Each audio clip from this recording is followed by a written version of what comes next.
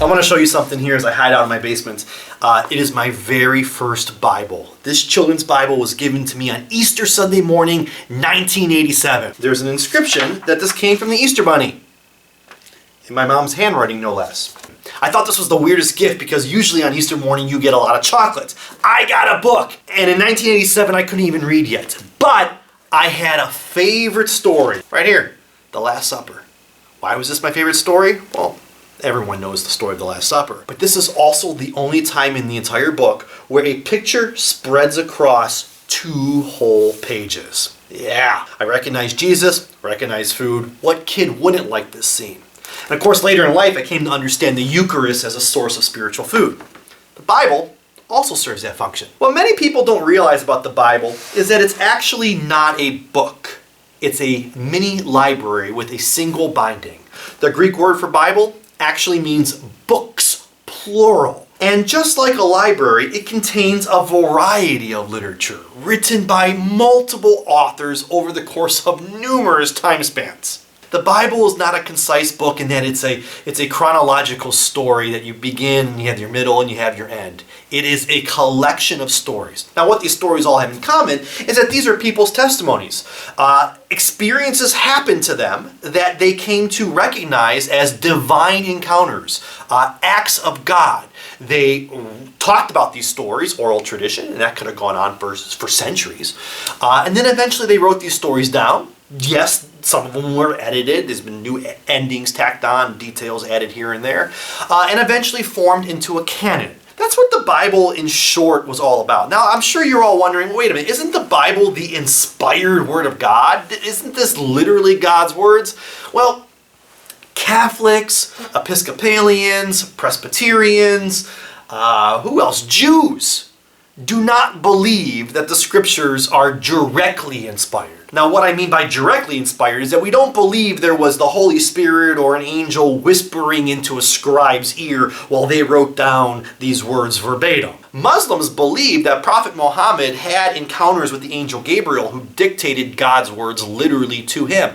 That is not what a number of Christian denominations believe, including myself, when it comes to our Holy Bible. So with that in mind, today I want to look at 2 popular ways of interpreting Scripture. There are more than just these 2. In fact, one of the more recent ones that have taken prominence over the last decade or so is called postmodern biblical interpretation. And postmodern biblical interpretation is essentially whatever you feel like the Scripture is saying, that is the truth.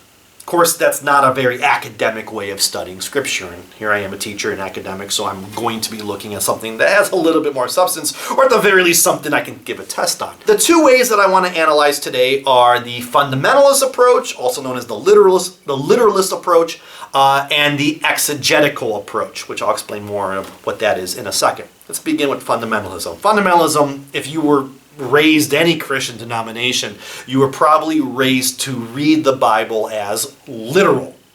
What you see is what you get. Everything there is face value. If it says God took 6 days to create the earth, that's 6 24-hour days, and then he rested on the 7th day, be it Saturday or Sunday.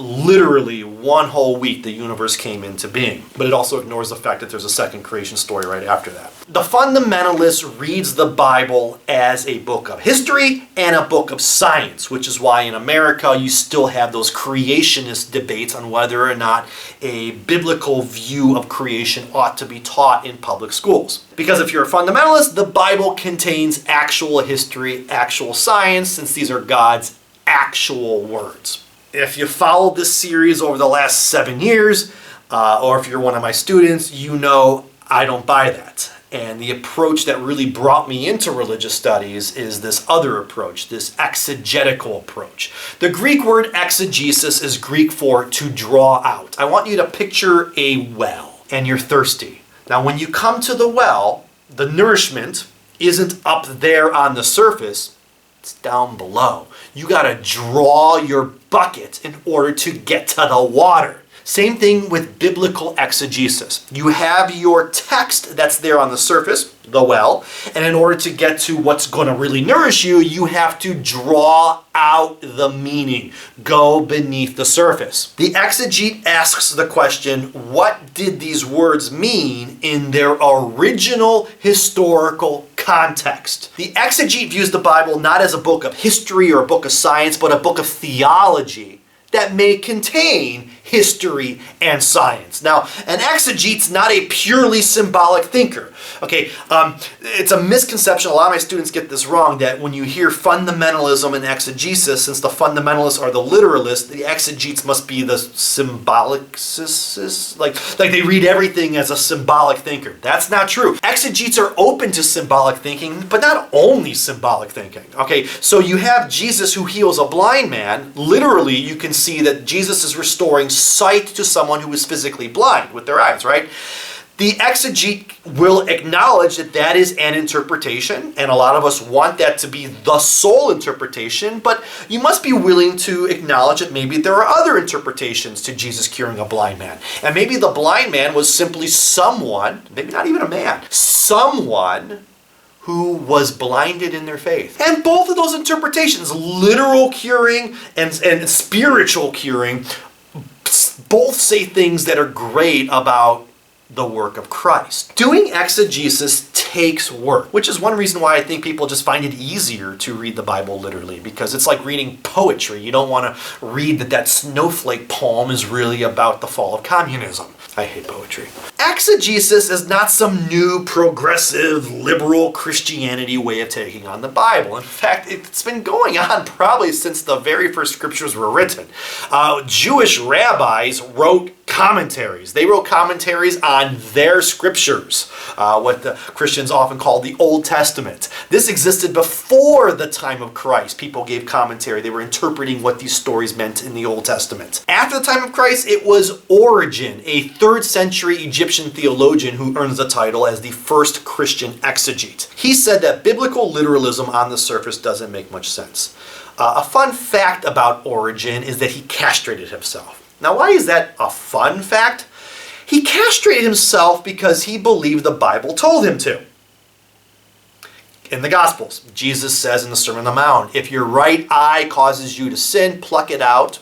If your right hand causes you to sin, cut it off. It's better to go to heaven blinded or maimed than to lose your whole body into sin. Well, for Origen, it was another piece of him that caused him to sin, and so he cut it off.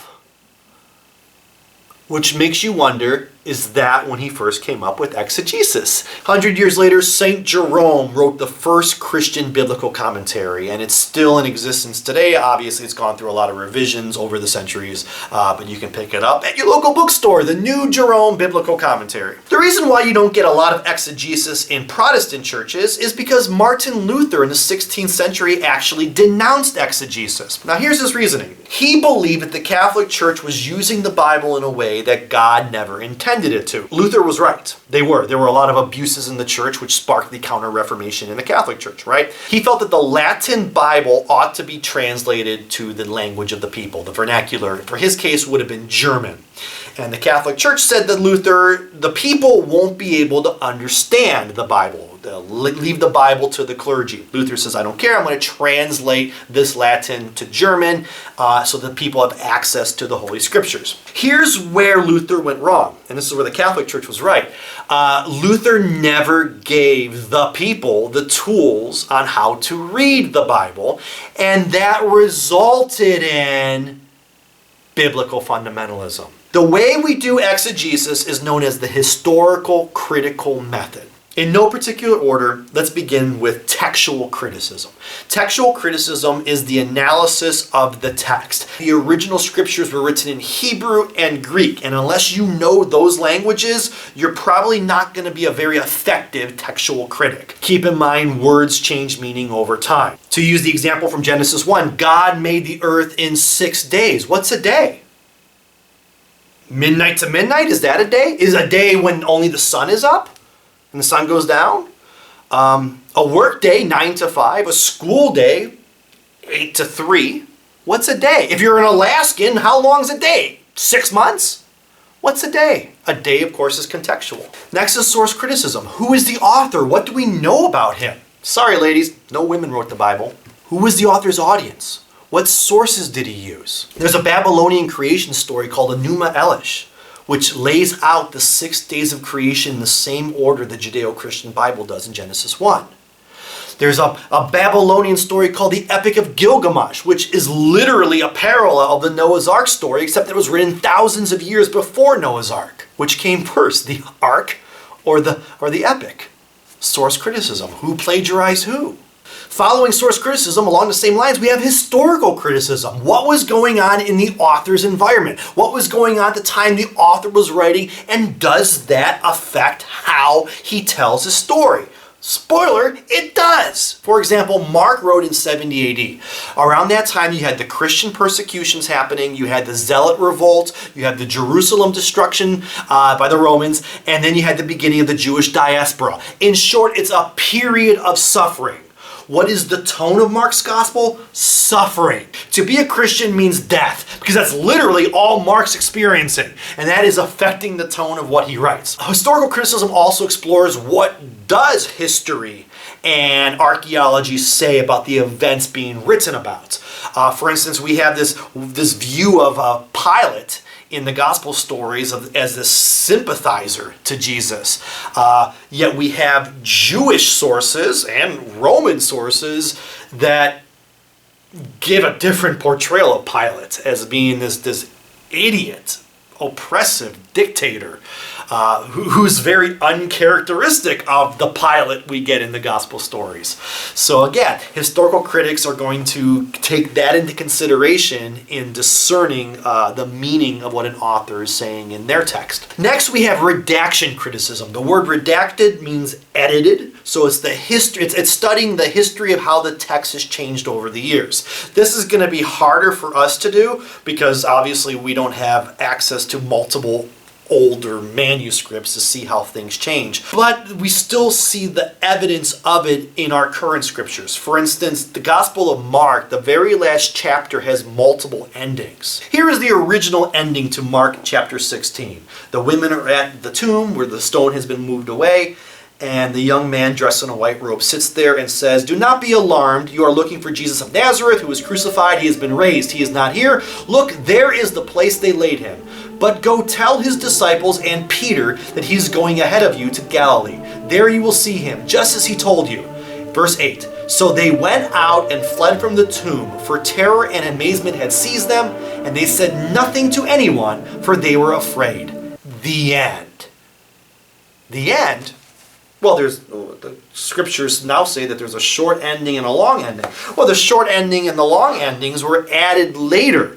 If you were reading this in the original Greek, the vocabulary, the dialect is different. It is clearly, again, I'm a teacher, you can usually tell when someone's using someone else's work. If you were looking at this in original Greek, you will clearly see a writing style shift after verse 8. Why change Mark's ending? Well, what's wrong with his ending? It says the women tell nobody about Jesus' resurrection, for they were afraid. They tell nobody. Well, if they told nobody, how did the story get out? How did Mark write about it? How are we talking about it? How does Christianity exist today if the women told nobody? They had to have told somebody, which means this ending doesn't make any sense. And so you had some early Christian that says this ending doesn't make any sense, so I'm going to tack on what is probably the short ending. And then later on, people were comparing Mark to the other evangelists who have way better endings, and they kind of added these Luke and John details that were not there in the original Mark ending. Problem with that, of course, is that it kind of screws up what Mark was going for. A big part of Mark's gospel was showing how the disciples were constantly failing Jesus. So here we are having the greatest news of all time, the gospel, the good news of Jesus' life over death, and they dropped the ball on that. That would have been a big mic drop for Mark at the end of this gospel. That was kind of butchered by other editors going in there and tacking on something that was more historically accurate. But it took away a really strong, powerful message, in my opinion.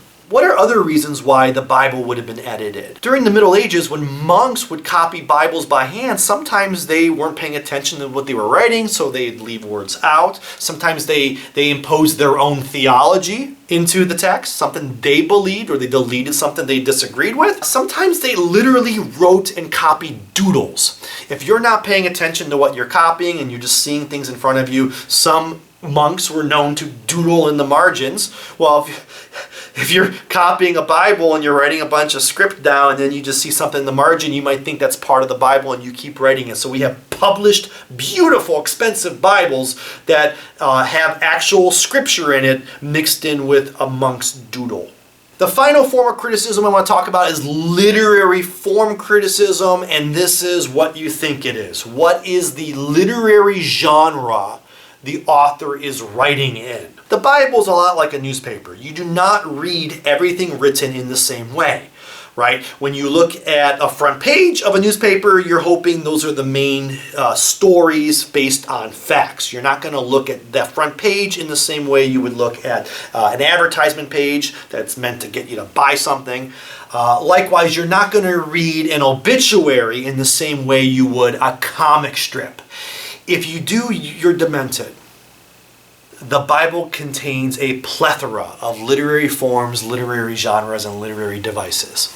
Psalms, epics, folklore, parables, oracles, myths, genealogies, apocalyptic, etiologies, and historical narrative. We do exegesis without even thinking about it today in everyday communication. In our day and age, we're always texting and sending messages to each other.